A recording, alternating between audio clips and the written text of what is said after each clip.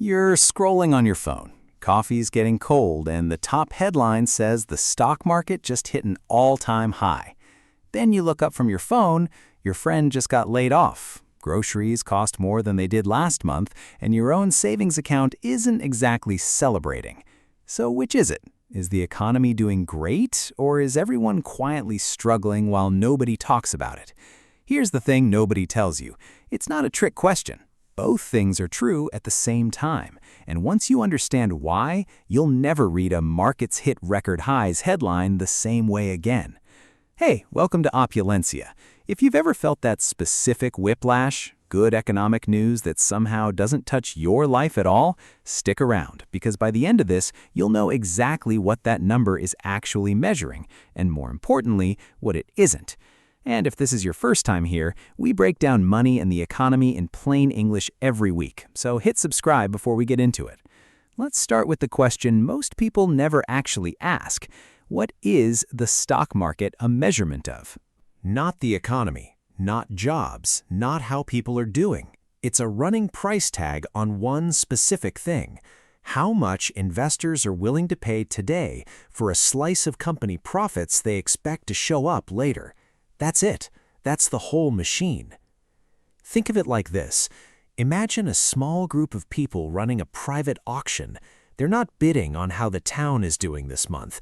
They're bidding on how well they think a handful of businesses will perform a year from now, 2 years from now, 5 years from now. Now here's the part that changes everything. That auction room isn't the whole town.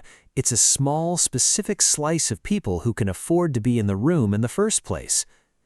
Globally, stock ownership is heavily concentrated.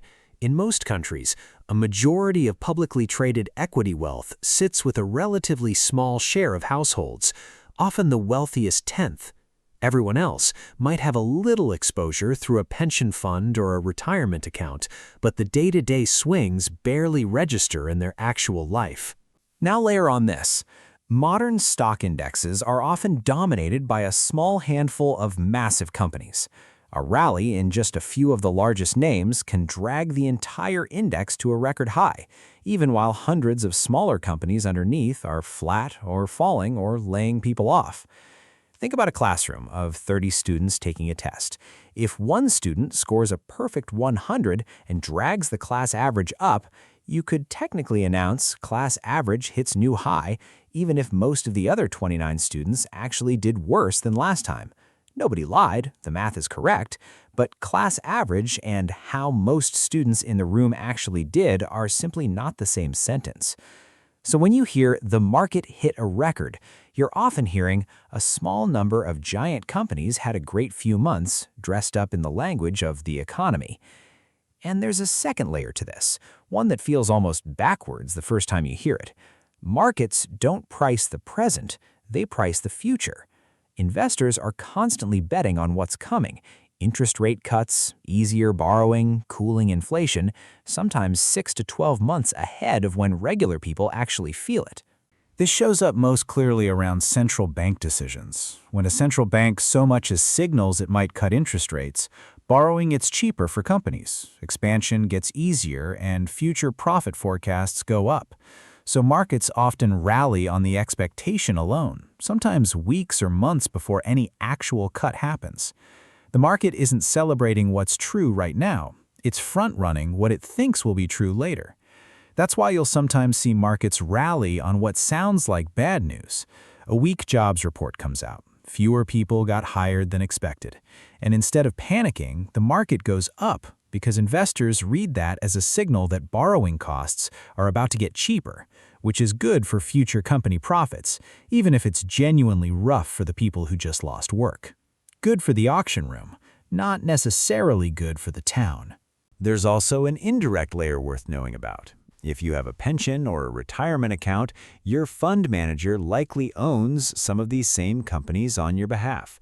So in a very real sense, market highs can quietly help you too, just slowly and usually years before you'd ever notice it in your day-to-day spending money. That's very different from a market high putting cash in your pocket this week.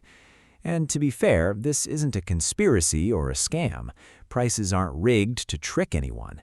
It's simply what happens when a market built to price the future gets read as a report card on the present. Let's make this real. Meet Daniel. Daniel works a steady job, nothing flashy, checks his phone on his lunch break like everyone else. He sees the headline, "Stock market at an all-time high." For a second, he feels a flicker of relief. Maybe things are turning around. Then he opens his banking app. Rent went up again this year. His grocery bill is noticeably higher than it was 12 months ago, and 2 people on his team got let go last month. Officially restructuring, unofficially the same conversation happening at companies everywhere. He closes the banking app, opens social media instead, and there it is again. Another headline celebrating the market's best week in months. 2 apps, 2 completely different stories. Same phone, same 5 minutes. Daniel isn't imagining the disconnect. He's just standing outside the auction room reading a headline written for the people inside it. He does remember, vaguely, that his employer matches a percentage into a retirement fund every month. He's never actually looked at what's inside it. If he did, he'd probably find a handful of the same giant companies driving this week's headline, quietly compounding in the background, completely disconnected from how his month actually feels. He does have that small retirement account through work, so technically, yes, some of that market gain quietly benefits him too, years down the line. But that thin sliver of upside doesn't cancel out rent, groceries, or a friend's job loss happening in the same week. Both are real, they're just measuring completely different things. Here's the reframe worth sitting with. This gap isn't a malfunction. It's not the system lying to you. It's 2 different instruments, built to measure 2 different things, running on 2 different clocks. The stock market measures expected future profit for a concentrated group of owners priced today. The economy, jobs, wages, what things cost, whether people can afford their lives, measures the lived present-tense reality of almost everyone else. They're correlated over the long run, loosely. They are not the same graph, and they were never supposed to be. This same gap shows up almost everywhere numbers get averaged. Inflation is an average too. If you're paying more for the specific things you actually buy, the average figure won't feel true to you either, even when it's mathematically correct. Once you stop expecting these numbers to move together, the headlines stop feeling contradictory. They just become separate data points, each true, each telling you something different. So here's the simple filter for next time you see a record-high headline. Ask 2 questions before you let it change how you feel about your own situation. 1. Record high for who? A handful of dominant companies or a broad, healthy spread of the economy? 2. Priced in for when? Today's headline or a bet on a future 6 to 12 months out that hasn't happened yet? And a bonus filter. Does this headline describe something that already happened or something investors are betting will happen?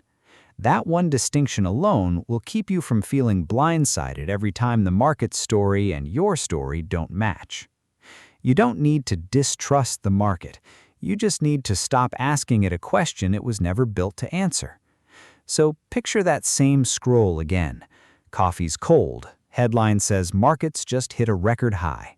This time, you don't feel confused and you don't feel excluded either.